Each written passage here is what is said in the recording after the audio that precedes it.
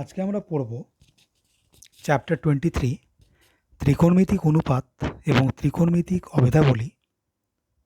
এই চ্যাপ্টারের যে 23.1 এক্সারসাইজটা আছে তার থিওরি এবং 23.1 এক্সারসাইজের কিছু অঙ্ক আমরা করব।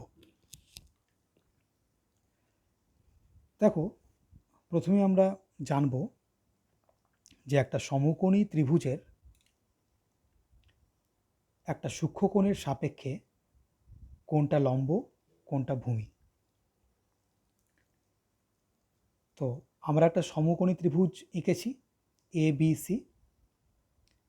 এই সমকোণী ত্রিভুজটার অতিভুজ ফিক্সড। অতিভুজকে না 90 ডিগ্রি কোণের উল্টো দিকের বাহুটা সবসময় অতিভুজ। তাহলে এই 90 ডিগ্রি যে কোণটা, এই 90 ডিগ্রি কোণের যে উল্টো দিকের বাহুটা অর্থাৎ এই বাহুটা হচ্ছে সমকোণী ত্রিভুজটার অতিভুজ।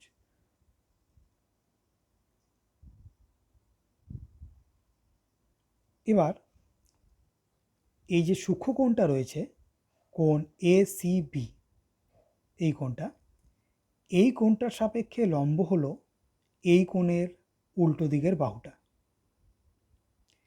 এই কোণটার সাপেক্ষে ভূমি হলো এই কোণের সংলগ্ন বাহুটা।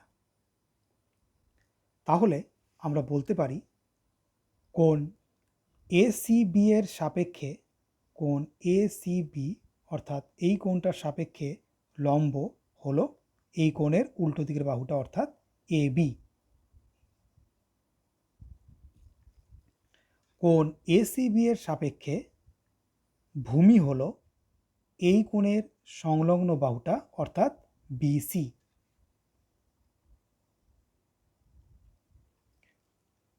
একইভাবে আরেকটা সূক্ষ্মকোণ আছে দেখো সমকোণ ত্রিভুজটার, সেটা হচ্ছে এইটা। এই কোণটার নাম হচ্ছে কোণ BAC। এই কোণের সাপেক্ষে লম্ব হলো এই কোণের উল্টো দিকের বাহুটা অর্থাৎ BC। তাহলে কোণ BAC এর সাপেক্ষে লম্ব হলো এই কোণের উল্টো দিকের বাহুটা অর্থাৎ BC। কোণ BAC সাপেক্ষে ভূমি হলো এই কোণের যে সংলগ্ন বাহুটা AB। আর অতিভুজটা সবসময় ফিক্স। অতিভুজটা হচ্ছে সমকোণের উল্টো দিকের যে বাহুটা, সেটা হচ্ছে সমকোণী ত্রিভুজের অতিভুজ। এবার ধরো যে কোনো তিনটে আমরা সমকোণী ত্রিভুজ এঁকে নিলাম।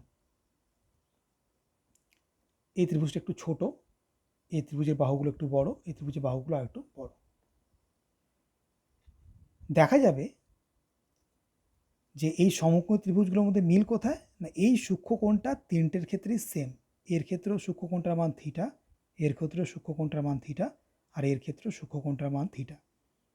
অর্থাৎ তুমি যদি উদাহরণ হিসেবে 30 ডিগ্রি ধরে নাও, তাহলে এটা যদি 30 ডিগ্রি হয় তাহলে এটাও 30 ডিগ্রি, এটাও 30 ডিগ্রি। এদের মধ্যে মিল হচ্ছে এখানে। কিন্তু এই সমকোণ ত্রিভুজটা একটু ছোট, এটা তার থেকে একটু বড়, এটা তার থেকে বড়। তো দেখা যাবে যে এই সূক্ষ্মকোণটার সাপেক্ষে যে লম্ব এবং অতিভুজের যে অনুপাতটা বেরোচ্ছে, এই সেম যে সূক্ষ্মকোণটা তার সাপেক্ষেও লম্ব এবং অতিভুজের অনুপাত তাই বেরোচ্ছে, এবং সেম যে সূক্ষ্মকোণটা এই ত্রিভুজটার ক্ষেত্রেও, এই বড় ত্রিভুজটার ক্ষেত্রেও লম্ব এবং অতিভুজের অনুপাতটা তাই বেরোচ্ছে। তাহলে আমরা বুঝতে পারছি যে এই যে লম্ব এবং অতিভুজের যে অনুপাতটা, সেইটা এই ত্রিভুজের বাহুগুলোর দৈর্ঘ্যের উপর নির্ভর করছে না, নির্ভর করছে এই সূক্ষ্মকোণটার পরিমাণের উপর। এই সূক্ষ্মকোণের পরিমাণটা যদি সেম হয় তাহলে এক্ষেত্রেও লম্ব এবং অতিভুজের যে অনুপাত হবে, এক্ষেত্রেও লম্ব এবং অতিভুজের অনুপাত সেম হবে, এবং এক্ষেত্রেও লম্ব এবং অতিভুজের অনুপাতটা সেম হবে।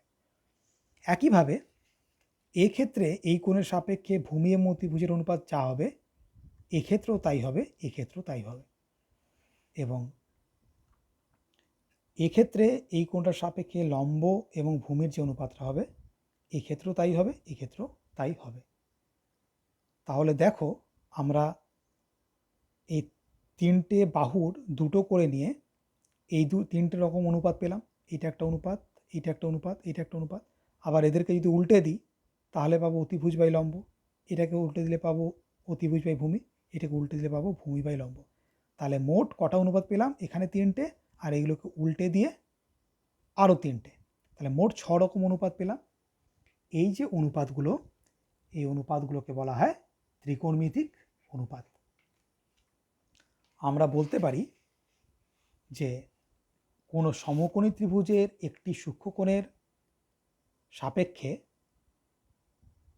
বাহুগুলির দৈর্ঘ্যের অনুপাত ওই ত্রিভুজের বাহুগুলির দৈর্ঘ্যের উপর নির্ভরশীল নয়, অনুপাতগুলি সম্পূর্ণভাবে সূক্ষ্মকোণটির পরিমাণের উপর নির্ভরশীল।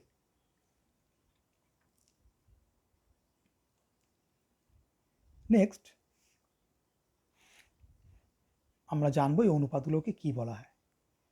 ধরো এইটা একটা সমকোণী ত্রিভুজ, এই কোণটা হচ্ছে সমকোণ অর্থাৎ 90 ডিগ্রি। তাহলে এর উল্টো দিকের বাহুটা হচ্ছে এই সমকোণী ত্রিভুজটার অতিভুজ।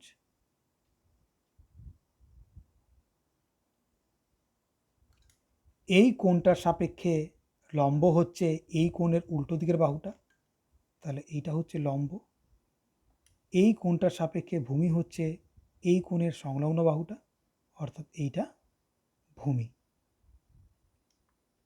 এখন কোণ বিওএ অর্থাৎ এই সূক্ষ্মকোণটা কোণ বিওএ এর সাইন সমান হচ্ছে লম্ব বাই অতিভুজ। লম্ব এবং অতিভুজের যে অনুপাত সেটাকে বলা হয় কোণ বিওএ এর সাইন, অর্থাৎ লম্বটা হচ্ছে এবি, অতিভুজটা হচ্ছে ওএ। এটাকে সংক্ষেপে বলা হয় সাইন থিটা। একইভাবে কোণ বিও এর কোসাইন মানে হলো ভূমি বাই অতিভুজ। ভূমি মানে হচ্ছে ও বি, অতিভুজ মানে হচ্ছে ও এ। এটাকে সংক্ষেপে বলা হয় কস থিটা। কোণ বিও এর ট্যানজেন্ট মানে হলো লম্ব বাই ভূমি। লম্ব মানে এ বি এখানে, আর এই কোণটার সাপেক্ষে ভূমি হচ্ছে ও বি, লম্ব বাই ভূমি হচ্ছে এ বি বাই ও বি। এটাকে সংক্ষেপে বলা হয় ট্যান থিটা। কোণ বিও এর কোসেক্যান্ট মানে হচ্ছে অতিভুজ বাই লম্ব, অর্থাৎ এই সমকোণী ত্রিভুজটার ক্ষেত্রে O A by O A by A B, এটাকে সংক্ষেপে বলা হয় কোসেক থিটা। কোণ বিও এর সেক্যান্ট মানে হলো অতিভুজ বাই ভূমি, অর্থাৎ O A by O B equal to sec theta. কোণ বিও এর কো ট্যানজেন্ট মানে হলো ভূমি বাই লম্ব, অর্থাৎ O B by A B, এটাকে সংক্ষেপে বলা হয় কট থিটা। তাহলে এখানে তোমরা দেখতে পাচ্ছ যে সাইন থিটা মানে হচ্ছে এ বি বাই ও এ, কিন্তু কোসেক থিটা মানে কি? এইটার উল্টোটা, ও এ বাই এ বি। দেখো ও এ বাই এ বি, তাহলে সাইন কোসেক থিটা মানে হচ্ছে সাইন থিটার উল্টো। আবার দেখো কস থিটা মানে হচ্ছে ও বি বাই ও এ, কিন্তু সেক থিটা মানে হচ্ছে ও এ বাই ও বি, অর্থাৎ সেক থিটাটা হলো এই কস থিটার উল্টো।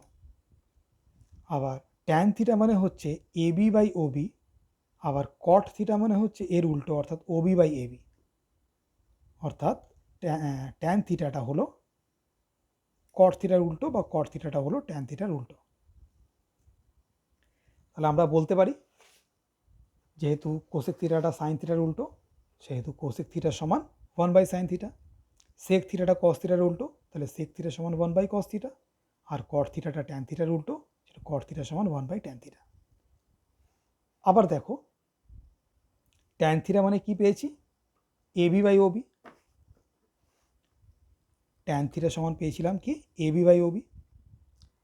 এবার আমরা যদি ওপর নিচ ও এ দিয়ে ভাগ করে দিই, এ বিকেও ও এ দিয়ে ভাগ করলাম, ও বিকেও ও এ দিয়ে ভাগ করলাম, তাহলে এ বি বাই ও এ মানে ছিল সাইন থিটা, আবার ও বি বাই ও এ মানে ছিল কস থিটা। তাহলে আমরা একটা সূত্র পেলাম ট্যান থিটা সমান sine theta by cos theta. আবার কট থিটা মানে ট্যান থিটার উল্টো, তাহলে কট থিটা সমান হবে cos theta by sine theta. Cot theta সমান হবে এর উল্টো, ট্যান থিটার উল্টো, মানে cos theta by sine theta. এখানে যে কথাগুলো বলা হয়েছে সাইন থিটা, সাইন থিটা মানে হচ্ছে কোণ বিও এর সাইন, এটা মানে কিন্তু সাইন এবং থিটার গুণফল নয়। সাইন থিটা মানে হচ্ছে কোণ বিও এর সাইন, অর্থাৎ লম্ব বাই অতিভুজ, অর্থাৎ এ বি বাই ও এ। এবার সেমভাবে এগুলো তাই।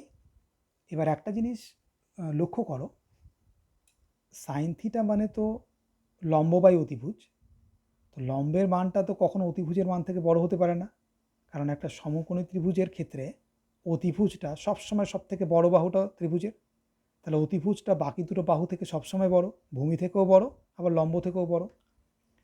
তাহলে সাইন থিটা মানে তো লম্ব বাই অতিভুজ, লম্বটা সবসময় ছোট অতিভুজটা থেকে, তাহলে এই ভগ্নাংশটার ওপরটা ছোট, নিচটা বড়, তার মানে এই ভগ্নাংশটা একের থেকে ছোট, তাহলে সাইন থিটার মানটা সবসময় একের থেকে ছোট হবে।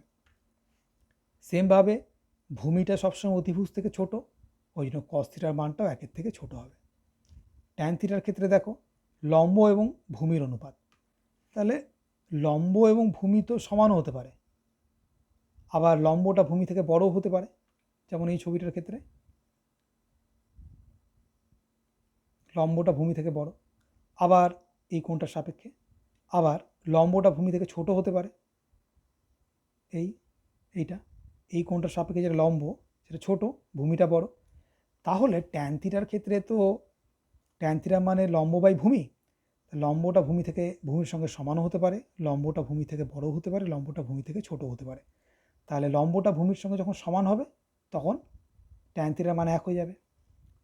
লম্বটা যখন ভূমি থেকে বড় হবে তখন এই ভগ্নাংশটার উপরটা বড় হবে, নিচটা ছোট হবে, অর্থাৎ ভগ্নাংশটা একের থেকে বড় হবে, অর্থাৎ ট্যান থিটার মানটা তখন একের থেকে বড় হবে। লম্বটা যখন ভূমি থেকে ছোট হবে তখন এই ভগ্নাংশটার উপরটা ছোট হবে, নিচটা বড় হবে, অর্থাৎ ভগ্নাংশটা একের থেকে ছোট হবে, অর্থাৎ ট্যান থিটাটা একের থেকে ছোট হবে। তো এইগুলো আমরা এখান থেকে বলতে পারি। এবার এই চ্যাপ্টারের 23.1 এর কিছু অঙ্ক আমরা করব। 23.1 এর যে 9 দাগের অঙ্কগুলো আছে, অর্থাৎ সত্য মিথ্যা যাচাই, আমরা প্রথমে সেইগুলো করব।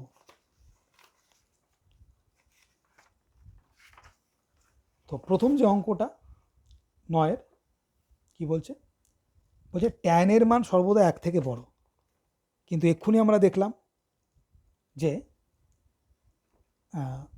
আমাদের ক্ষেত্রে ট্যান থিটাটা বের করেছিলাম, ওখানে কোনটার মান ছিল, কোনটার নাম ছিল থিটা, এখানে কোনটার নাম এ বা কোনটার মান এ। তাহলে আমরা দেখেছিলাম যে ট্যান থিটার মান একের সমান হতে পারে, একের থেকে বড় হতে পারে, আবার একের থেকে ছোট হতে পারে।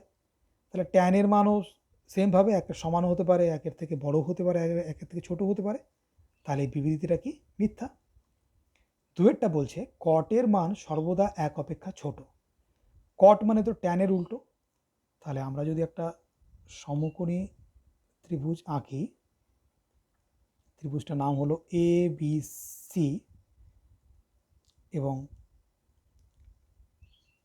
বা ত্রিভুজটার নাম আমরা দিলাম P Q R, P Q R, এবং এই কোণটার মান হলো ধরো এ। তাহলে কটে সমান কি হবে, কটে এটা ট্যানের উল্টো, অর্থাৎ কট এ হবে ভূমি বাই লম্ব, ভূমি বাই লম্ব। এবার আগের মতনই ভূমিটা লম্বের সঙ্গে সমান হতে পারে, ভূমিটা লম্ব থেকে বড় হতে পারে, ভূমিটা লম্ব থেকে ছোট হতে পারে। তাহলে কটের মান একের সঙ্গে সমান হতে পারে, কটের মান যখন ভূমিটা বড় হবে লম্বটা ছোট হবে তখন কটের মান একের থেকে বড় হবে, আবার যখন ভূমিটা ছোট হবে লম্বটা বড় হবে তখন কটের মান একের থেকে ছোট হবে। তাহলে কটের মান সর্বদা 1 অপেক্ষা ছোট, এই বিবৃতিটা মিথ্যা। পরের প্রশ্নটা দেখো 3 নম্বর, একটি কোণ থিটার জন্য সাইন থিটা সমান 4/3 হতে পারে। আমরা কি পেয়েছিলাম, সাইন থিটা মানে হচ্ছে লম্ব বাই অতিভুজ, আমরা পেয়েছিলাম সাইন থিটা সমান লম্ব বাই অতিভুজ। তাহলে একটা সমকোণী ত্রিভুজের ক্ষেত্রে বলেছিলাম যে লম্বটা সবসময় অতিভুজের থেকে ছোট, তাহলে এই ভগ্নাংশের ওপরটা ছোট, নিচটা বড়, অর্থাৎ সাইন থিটার মান 1 থেকে সবসময় ছোট, বা এই ভগ্নাংশের আর সবসময় উপরটা ছোট হবে, নিচটা বড় হবে, যেহেতু লম্বটা অতিভুজ থেকে ছোট হয়। কিন্তু আমাদের প্রশ্নে যে ভগ্নাংশটা দিয়েছে তার দেখো ওপরটা বড়, নিচটা ছোট, তাহলে এটা কোনোদিন সম্ভব না। তাহলে একটি কোণ থিটার জন্য সাইন থিটার মান 4/3 হতে পারে না। তাহলে এই যে বিবৃতিটা দিয়েছে হতে পারে, এটা মিথ্যা। 4, 5 এবং 6 একইভাবে তোমরা চেষ্টা করবে। আমরা সেক থিটা মানে কি সেটা এর আগে আলোচনা করলাম, কোসেক থিটা মানে কি, কস থিটা মানে কি আলোচনা করলাম, সেইগুলোর সাহায্যে এই 3টে অঙ্ক তোমরা চেষ্টা করবে।